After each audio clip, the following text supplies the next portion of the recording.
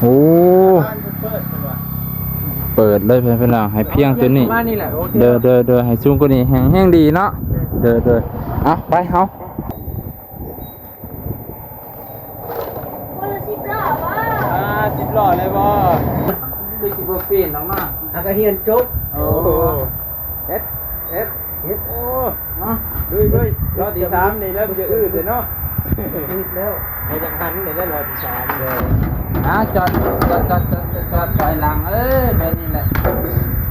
ขับเป็นอยู่เด้นี่สุดยอดเลยเดี๋ยวมาทำมาจอดถอย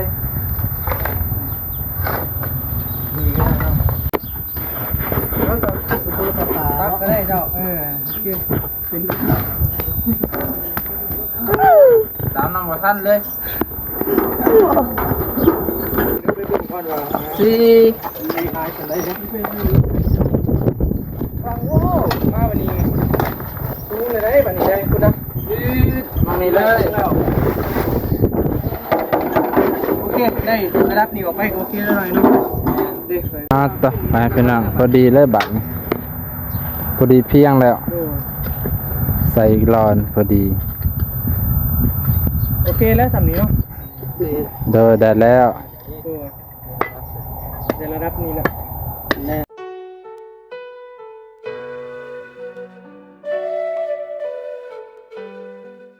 สบายดีเด้อพี่น้องลุงป่าที่เคารพเส้นเก่าเส้นเคยยินดีต้อนรับเข้าสู่ช่องเบาน้องพี่น้องพอดีตอนสิกลับเบาน้องก็สิได้มาขนดินให้น้องเพิ่นก่อนพี่น้องจัก10 ล้อเนาะมันน่ะมันได้คอยมาเฮ็ดเพิ่มเติมมื้อนี้เบาน้องค่ะค่ำมืดแล้วย่านมืดพี่น้องเพราะว่าเบาน้องก็ขับรถบ่แข็งปานใดนะเพราะว่ามันเป็นทางดินทรายแน่ก็เลยบ่อยากขับบ่อยากกลับคำแล้วมันเป็นทางเปรียวในป่าก็เลยสิได้กลับก่อนพี่น้องมื้อหน้ามื้อนี้สิมาซอยเพิ่นคือเก่าแล้วก็มื้อนี้น้องสายฟ้าเพิ่นก็เอาล้อรถโย่พร้อมที่จะไปขนดินตัวนั้นพี่น้องน่าจะมาถมตัวนี้เพราะว่า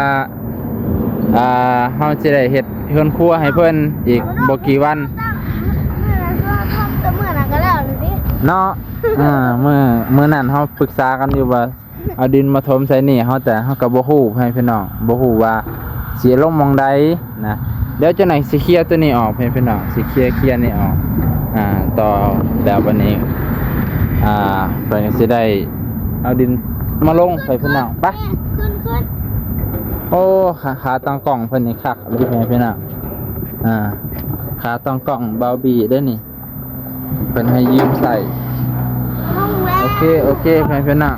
ให้มาไว้คุณน่ะกดเด้อเนาะว้าเดี๋ยวสิให้เพิ่นแนะนำว่าให้เพิ่นลงในใส่ดินให้เพิ่นน่ะ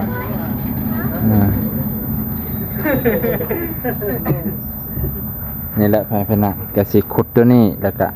คือสิบ่มีส่วนพี่น้องส่วนอยู่ไสเนาะ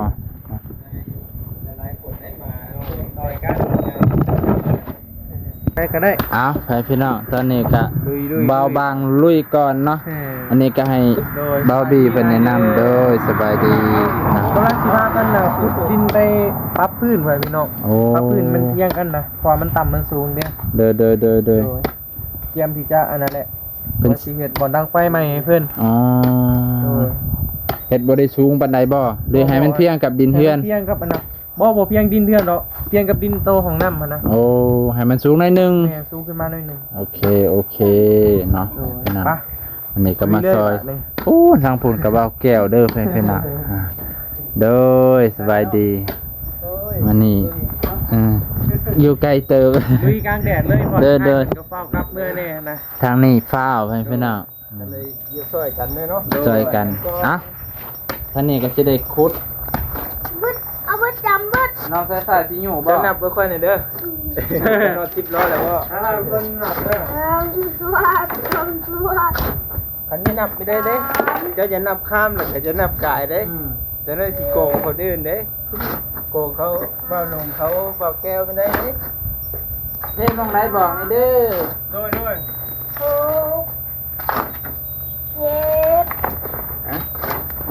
หรือสายฟ้าสีนิ้วเป็นกำลังใจซอย เอาจะบอก ที่อยู่ซอยบ่ไว้อยู่ ได้ บ่ บ่โอ้ อ้าว อยู่ซอยเดี๋ยววันนี้ เด้อลงมังไหน แยกไปแล้ว ไปไหนเป็นน่ะ เจ้าบ้านเปิดช่วงนะ เจ้าบ้านเพิ่นคือแข็งแรงแท้ เจ้าบ้านเป็นคนเปิดเนาะ ใส่เบิ่งไปเป็นน่ะ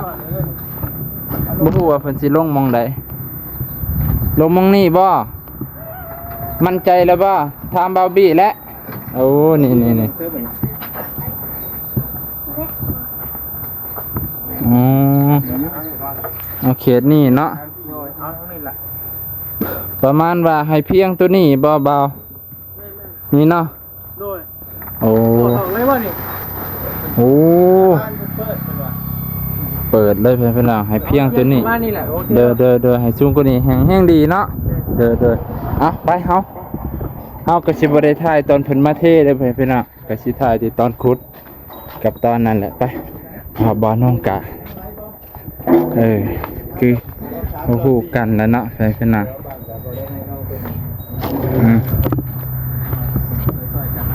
บ่ฮู้ว่าสิฮอด10ล้อบ่เพื่อนๆเพราะว่าย่านเตะ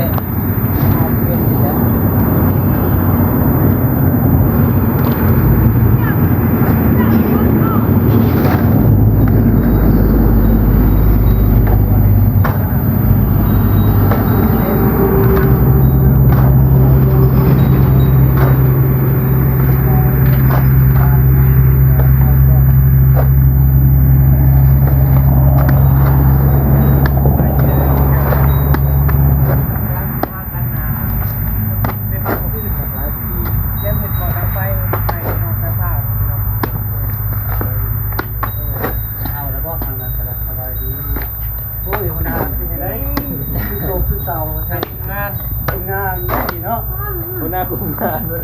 ขี้พุ่นเนี่ยเด้อหัวหน้า เราเท่าได้นี่ครับ โอ้ แห้งๆ สบายดีเด้อ สบายดี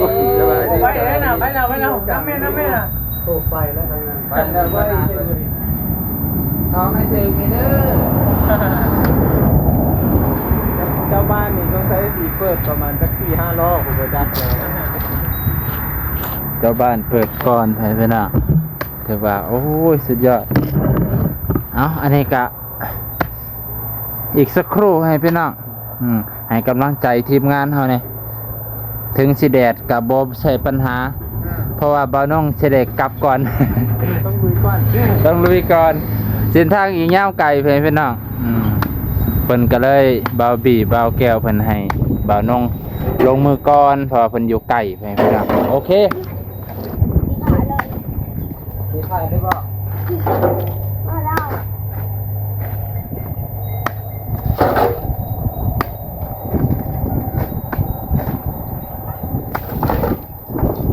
ปิดประตูนี่ครับ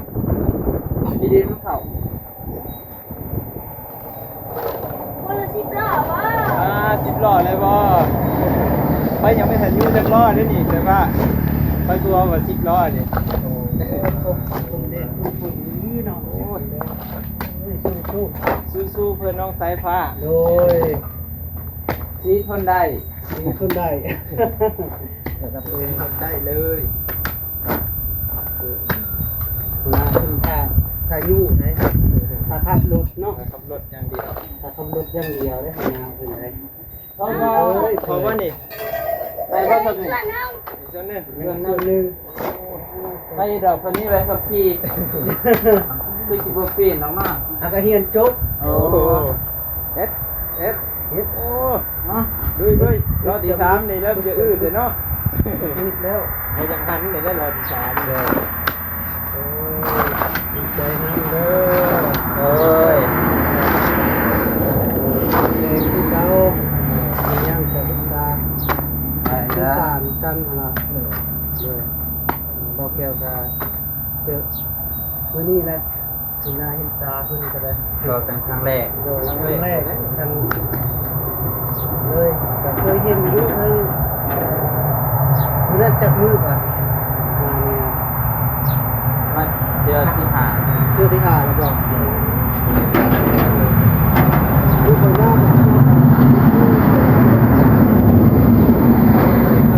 ทำมาเข้าไป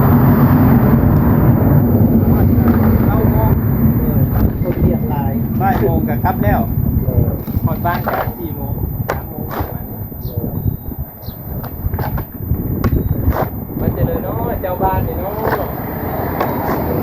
เริ่มเลยเลยไม่ได้ยังไงจิบ่ดูดูเริ่มปิดหน้าปิดตาได้เหรอแต่บ่ได้ยินเด้อบ่ได้ใช่ป่ะบ่ได้ยินมาสิเป็นเริ่มมีเฮอร์เบนป่ะนี่สิลุย เดี๋ยวไปตามกองเบามันเด้อ อย่าตะล้อดิไอ้บ่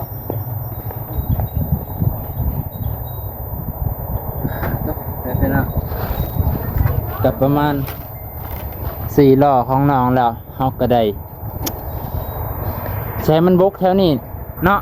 นี่เอาบกแถวนี้ ที่ว่ามันแบบตัวหน้านี่เนาะ โอเคให้มันบกข้างหน้าก็ให้มันเพียงกับหนาดินบ้านเลยไปนะเอาก็สิได้กลตัวนี้ออกไทยตัวนี้ออกให้มันเพียงแล้วก็ทางนั้นบ่าวคนน่าจะสิลุยต่อไปนะเนาะ นี่เนาะ บ่ได้กินข้าวใช่ไหมให้อยู่บ่ได้ เป็นตัวคนเฒ่าน้ำ เขารดน้ำเลย เด้อใส่ผ้าทางหลังเด้อ มาเรียนกัน เดี๋ยวสิเป็นผู้ขับรถเปลี่ยนสายฟ้าจะเป็นผู้ขับก็ โอ้มาได้ ยังบ่ได้ป่ะนี่ยังกี่ครับอีกบ่ สิบรอบ อีกบ่โอ้ยโอ้นั่ง 10 ล้อเพิ่นบ่10 ล้อ เลยนะ โอ้โห พันละสิบได้ จิบเลยบ่ ไอ้คนนี้คือ ใส่ฟ้าว่าไอ้จิบใส่ ใส่เป็น ฟ้า ที่จองเข้าไป ท เพิ่นให้อยู่โดนๆโอเค ำเอามานี่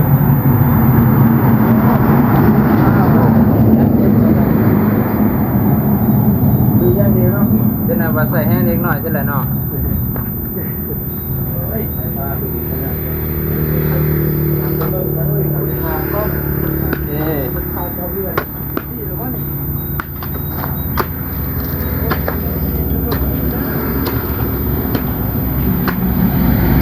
ตัวไฟพี่น้องหอบขึ้นอยู่เด้อบ่แม่นเรื่องเบาๆนี่เนี่ย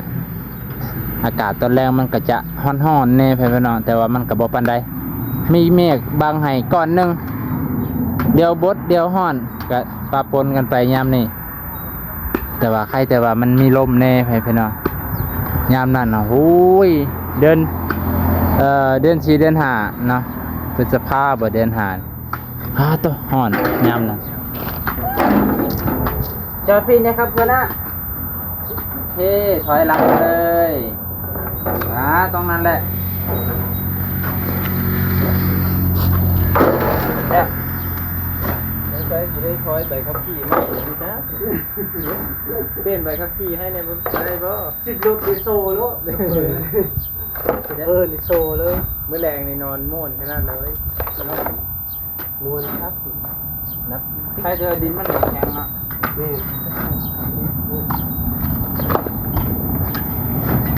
เก่ากล้องคุ้นๆนี่ได้โอ้ยมาคุ้นโต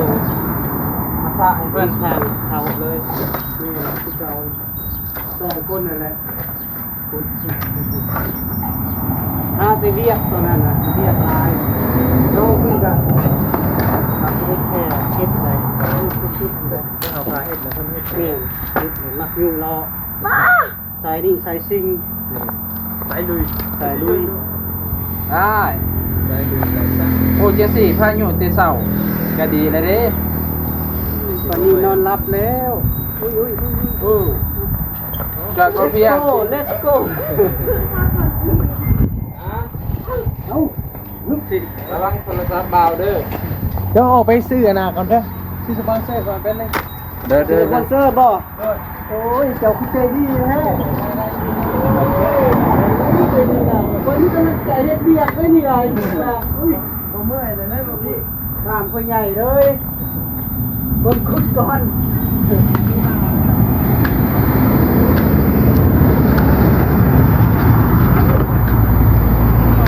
โอเคพี่น้องตอนนี้กันต่อเริ่มบกลงแล้ว จอดถอยหลังแบบนี้แหละขับเป็นอยี่เต้นี่สุดยอดเลยเดี๋ยวมาทำเหมือนความรู้สึกของผู้ขับรถเป็นอะไรก่อน กูมาเอาน้ำคอยน้ำบ่มาจอกซอย มีก็ได้ครับอาจจะเรื่องนี้พร้อมด้วยกันแบบ บ่เอาบ่เงินน้ำคอยนี่ได้บ่ มาแล้วโมเมนต์ แล้วก็ลูกไปยังมี โอเค โอเคเดี๋ยวได้ทางนั้นนะพร้อมลุยแต่ว่า ผมด้วย เอาขึ้นแล้ว เป็นฟ้าวเลยนะเพื่อนว่าพร้อมลุยล้ม ปีดมึงยันปีด ผมมีปี ไปไหนอุ้ย อึ๊บ เอาซิ ใส่หลายๆให้น้องเลย โอ้ โอ้ยพี่น้องเอ้ย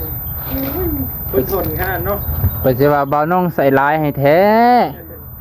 เติมขนาดเนาะ กับบ่ได้ลายพี่น้องกะน้องก็สิอยู่ได้อยู่เพิ่นก็เลยอยู่ให้นะตัวหอบขึ้นได้พี่น้อง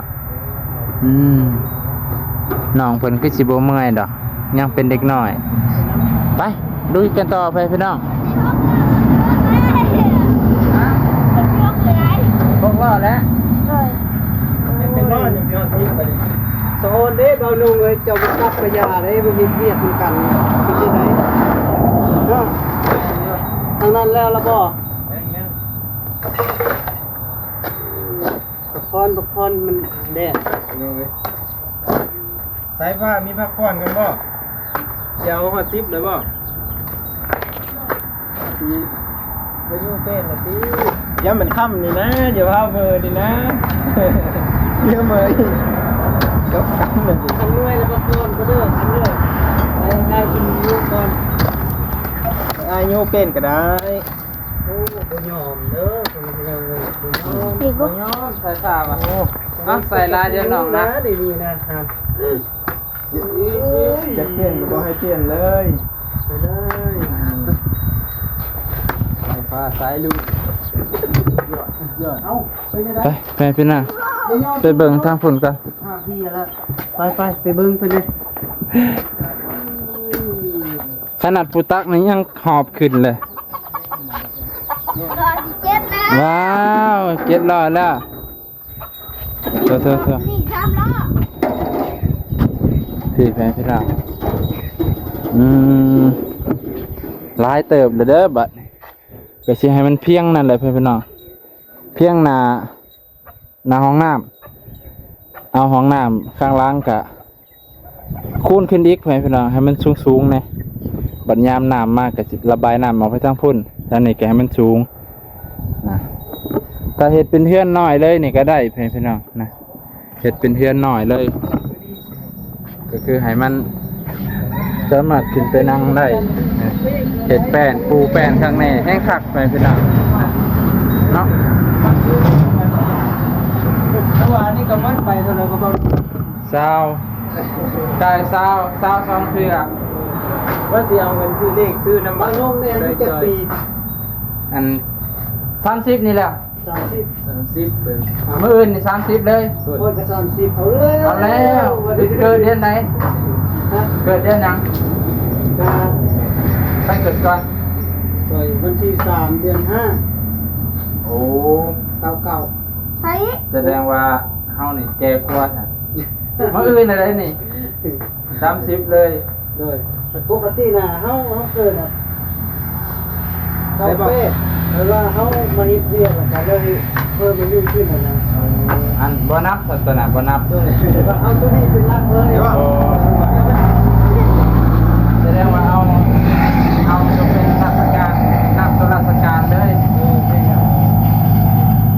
ของเฮาเกิดปี96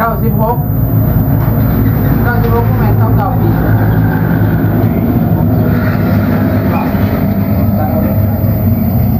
นี่เป็นจังหวัดอันจะพองเลย บ่เป็นหยัง 30เลยไปเนาะเกิด96มันเลยวันนี้วันเกิด เกิด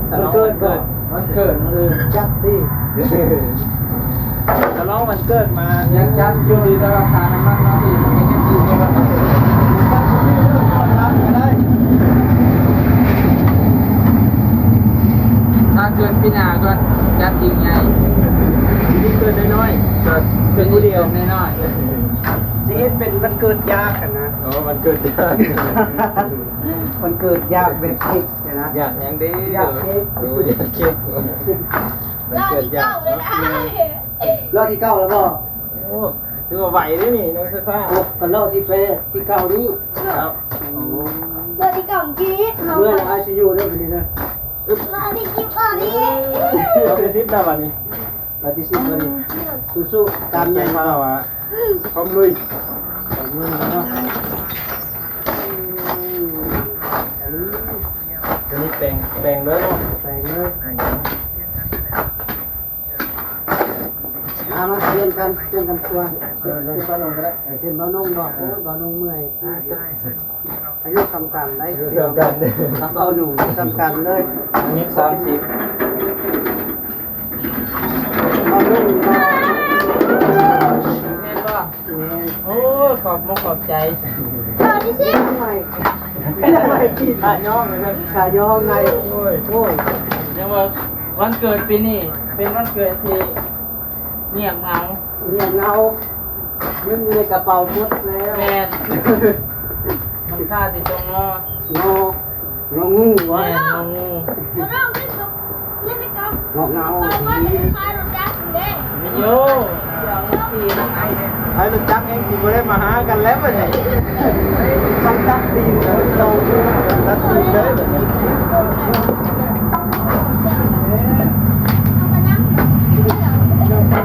เดี๋ยวเราสิเริ่มก่อนเด้อโอ้ย10ล้อว่าซั่นพี่น้องเว้าอีกแม่น่ะ ฟังลูกเริ่มมัน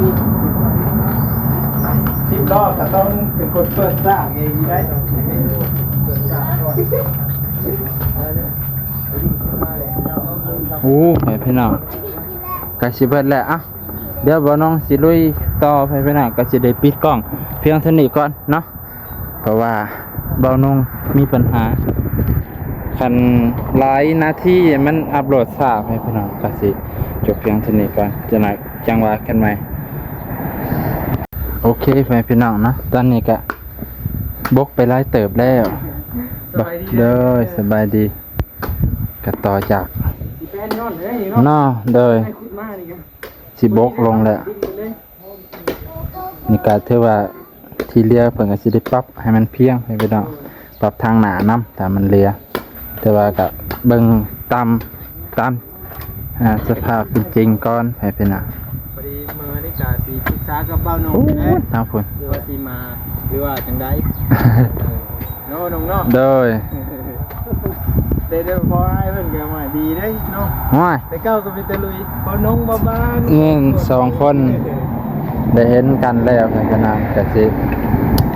อุ่นใจและเห็นรุ่นอ้ายๆได้พบปะหารือกันหาสองทางไปช่วยเหลือสังคมต่อเนาะ โดย เลยแต่ก่อนก็มีแต่สองคนเบาบางเบานุ่งบ่มีมองไปเวียนมาแต่มองเก่า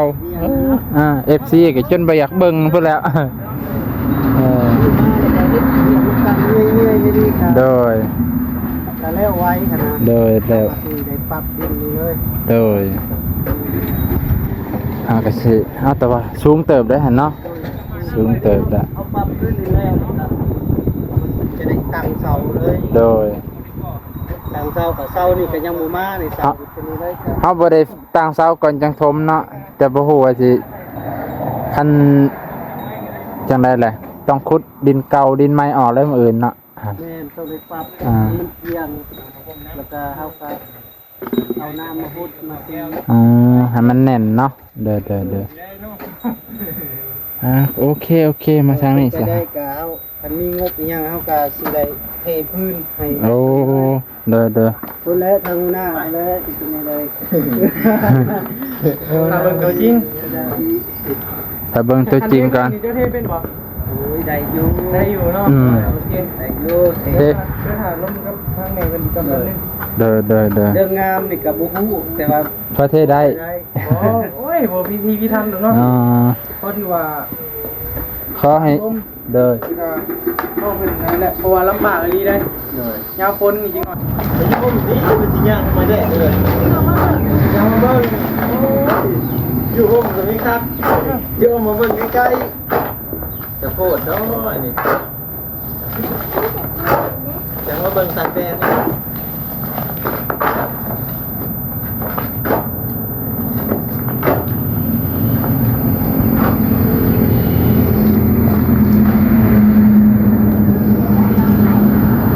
แม่รู้ไหม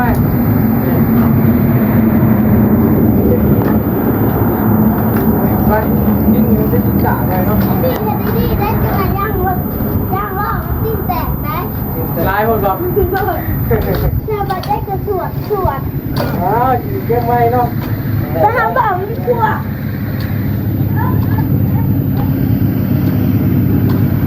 เอาเยี่ยงเลยได้หน่อยเนาะไม่น้อยกับเยี่ยงเลยแหละเห็นไหมตัวอย่างจ้างรถรถกันนี่นะก็กันหมดเมื่อเยี่ยง โอ้บางแม่ตลอดที่ชิปเราไม่ได้ตลอดเราไม่ได้กันใส่เล่าตลอด แต่พอได้นำอันนี้ก็ไม่ได้นำเลยแหละ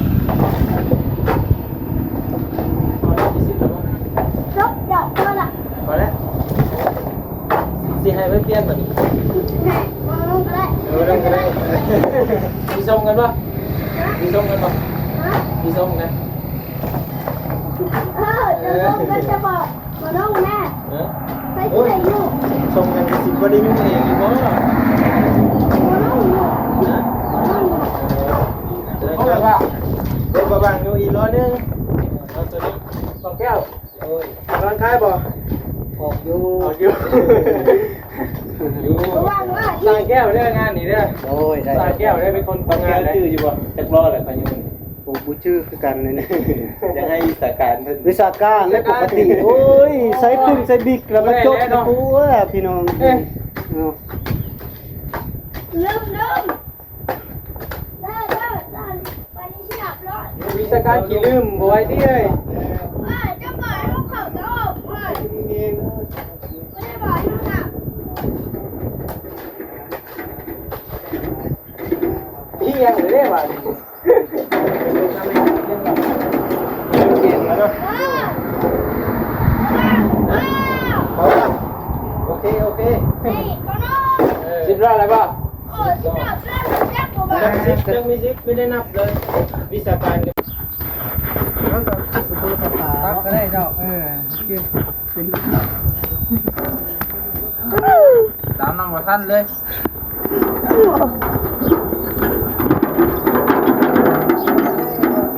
รถเร็วเด้น้องเสื้อผ้าก็ซื้อกล้องให้ป้า ได้ผู้ดี กล้องคนดังค่ะโอ้อยากเท่ด้วยนะ ใจเลยเนาะ บวาติสิมีคาโต กูไม่นะ บ่มี เอาคนละเท่าไร รถไฟฟ้าเขาได้ขาจับกล้องนี่ล่ะ บ่อัง เอาใจดีเนี้ย คันยืนให้หรือกูเลือก บ่อังบัด มันกับไอ้บี้อะนะเสียภาษีอยู่อ่ะ คือกัน โอ้ยเนาะ มันต้องเกี่ยวคอย เอาคันไอเบิเพิ่นบอกให้เฮาช่วยถือคันช่วยถือแล้วเคลียร์ให้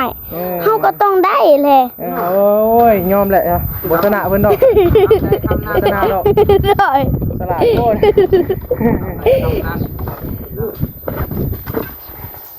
ไปก่อนเหรอ สี่ โอ้มาวันนี้สูงเลยได้บัดนี้ได้คุณนะ มานี่เลย โอเคได้ระดับนี้ออกไปโอเคแล้วหน่อยนึงดิไปพี่น้องพักแล้วไป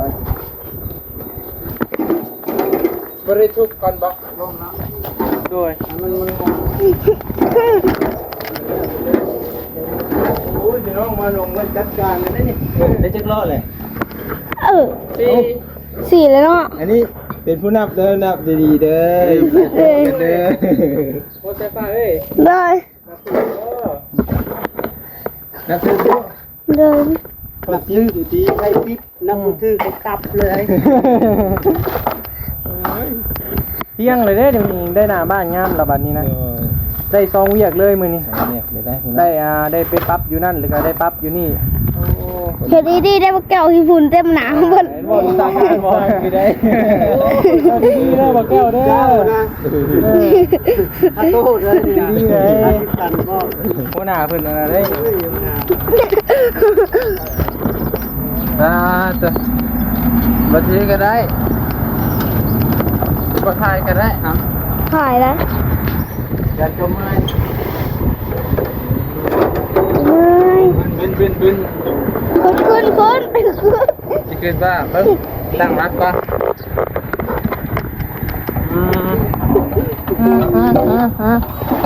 นั่งดี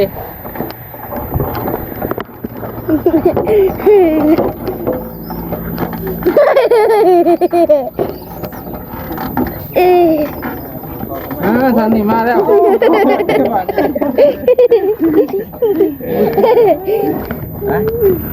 เป็นระบบขี่ล้อมาเลยได้บ่พี่เอ้ยโอ้ยดูหน้าพ่อทำไม มาลองได้รอดที่หาแล้วบ่น้อง นี่ กับสุด สู้ๆเด้อบ่แก้วบ่นุ่งเด้อ น้อย ไอ้บี้ยังบ่ทันได้จักรออยู่ กูโดนเลยหน้าเด้งเลย มานะเดี๋ยวจะไหนจังไทยเดี๋ยวความจำเต็ม เฮ้ยเก็บไปก็ได้ โอเคพ่อแม่พี่น้องตอนนี้เพิ่นกำลังเกียร์ ประมาณนี้แหละคือสิประมาณนี้ เกียร์ดินให้มันเพียงคันบ่พอมืออื่นจังเติมเขาอีกเนาะแต่มันบ่เพียงกะใส่อีกจักล้อ2ล้อ เหนื่อยเลยโอ้ยหัวหน้าเอ้ย หัวหน้าคือเมื่อยไวแท้เนาะกระถิ่นไหมฮะขึ้นกระถิ่นคือเมื่อยไวแท้ ดูต้องให้ที่จับให้มา บ่เป็นหยัง ได้ต้องจับให้ จะไปโอ้เธอ มาจับให้ ฮะ เสื้อผ้าทั้งไทยแล้ว เต็มที่เลยป่ะบอบี้ เต็มอยู่แล้วเพราะว่าสั่งของน้ำอยู่แล้วเจอแล้วแม่ 2เม็ด นี่บ่น้อง บ่พอกัน นี่ จะเอามาไทยอยู่เนาะดู ปลาแม่นอยู่นี่เน็ตจังดี เบิ่ง มีทางอ้ายเพิ่นก็ฝากเมื่อเนี่ยเนาะเขาเดินทางไกลหน่อยเนาะ โดย ไกลเด้ง คนละ10ล้อไอ้บี้ยังบ่ทันได้เขาบ่น้องได้เบิดแหละ คอยเป็นรถจกเด้ รถจกเด้เพิ่นรถจก มือจะจัดการนี่ บ่ได้เด้อไอ้บี้กองเมาแล้วแล้วหมดนี่ หรือว่าสิให้บอบบี้เฮ็ดคนเดียวซะบ่สิเป็นบ่ เอาจะบอกแก้วเนี่ยบอกแก้วไว้ยังบ่ทันแล้ว เส้นรถบ่แก้วบ่แก้วกับบอบบี้เป็นรถจกเด้บ่ได้บ่แล้วบ่ โอเคหน่อยเนาะ เว้ย ประมาณนี้แหละ อันมาอื่นก็ไม่จะตำมองได้บ่เพียงอ่ะใส่อีกมองนี่2ล้อน่าจะพอดี โอ้ยวันนี้เนาะ แม่น สั่งไปครับสั่งเบิดของน้ำเริ่มงามเนาะ เลย ประมาณนี้แหละทีแรกเขาก็พูดนี่แหละ ถ้าว่างๆกะมาทมอีกท่านนี่เพื่อกันน้ำยามฤดูฝน สูงแล้ววันนี้สูงเลยเนาะน้ำมันก็อยู่หลุมหมดแหละ แม่น พอมันได้ระดับเดี๋ยวเริ่มสนิท ถ้าว่ามันบ่พอก็จังเอามาใส่อีก มือ เนาะ สมัครกลิ่นได้หมดเลย กูปรับแล้วบ่นี่ ปั๊บเลย ครับแล้ว นี่จะหลายคนมานี่วะเราเดียวเลยไหมนี่โอ้คนเดียวนี่พอแห้งเลยจริง อันนี้อาศัยหลายคนเนาะ ๆหลายคนสอยกัน ปรับขนาดนี้ซื้อบ่ ฮะ เดี๋ยวเอาขึ้นถึงอยู่ เอาสื่อทำ เอาจาก2ล้อเนาะ งามเลยนะ เลยเลย พอดตกประมาณนี้ก็โอเคแล้วเนาะประมาณนี้แหละ คันบ่พอก็จังใส่อีก โดย อืม เดี๋ยวจึงมากันดี จังว่ากันไหม คันเท่ก็บ่เกิน2สอบคูณ เท่ปะ สอบนึงก็ สอบหนึง พื้นได้แห้งดีแล้ว บ่เฮ็ดนานเนาะเฮ็ดบางๆสอบเดียวก็พอดี มีปืนสับเขิบ อยู่ไสมันแข็งบ่จับ ยัง โอนบ่ เด้อ พอสั่งให้แกะ ได้อยู่ดอกสอบหนึ่งอันสอบครึ่งก็เฮ็ด เฮ็ดบ่นะ สอบสองก็ได้ครึ่งนึง นี่เด็กดีนะ สอบก็ได้เบิดเลย ตาตัว ว่าจะวันนี้มันต้องลุกแต่มันถึงแล้ววันนี้ เดี๋ยวนะโอ้ยนางอยู่ทางล่างเลยมันกระทืบ ตาตัวไปพี่น้องพอดีเลยบัดนี้พอดีเพียงแล้ว ใส่รอนพอดี โอเคแล้วสำนี้เนาะ เดินได้แล้ว ในระดับนี้แหละแล้วเฮาสูแปลงไม้ถ้ามันแน่นกว่านี้ก็ไม่ได้เอาน้ำมาฮดครับ เดินน้ำพดกระคัก ตำแน่นๆ โอเคทางง่ายกิจกรรมเด้อวันนี้เนาะ เดิน ไปดีเลยเด้อเดินทางปลอดภัยเด้อมือใหม่มือรอกันไหม เดินเอ้า ดีไรเด้อ จะได้กลับคือกันเลยเด้อบาทนี่ เดินทาง ตามลา ปลอดภั พาย จากเด้อขอมอบขอบใจหลาย โอ้ยขอบใจหลายๆ ๆโดย ไปพี่น้อง อ่า เขาก็จะประมาณนี้เด้อก ลับก่อนเด้อบ่าวแก้วเด้อ ทางปลอดภัยเด้อ เด้อ กันเนาะ ขอบใจ กันไหม เด้อจะได้พอกันเรื่อยๆโอเค ตามเบิ่งแล้วเด้อ คุณนี่ตอนครับ เด้อ คุณเร็วงานเฮาแล้ว โดย โอ้ยงานเฮายังยาวนานอยู่ ยังหลายเนาะเด้อมีโอกาส การอยู่วันงาน โอกาสหน้าสิได้พอกันเรื่อยๆเด้อพี่น้องพอดีอายเพิ่นก็ต้อนรับขับสู่ด้วยจิตด้วยใจอีหลีเอ้ามานี่อำลาอีหลีอำลาเทื่อที่2กลับก็เด้อบัดนี้เด้อกลับก่อนสายฟ้า กับกันเด้อสบายเด้อรับกันเด้อหัวหน้าเด้อ ดูได้จนเพลินแล้วเจ้า ไปยังมาส่งบ่ มาส่งเลยก่อนไปส่งเพิ่นไป ตาแฟเป็นอ่ะตอนนี้ก็สิได้อำลาพระจากพี่น้องขอขอบใจขอบพระคุณหลายๆเด้อที่รับชมอันนี้ก็สิได้อำลาพระจากเมื่อก่อน เด้อ เด้อ ทางปลอดภัย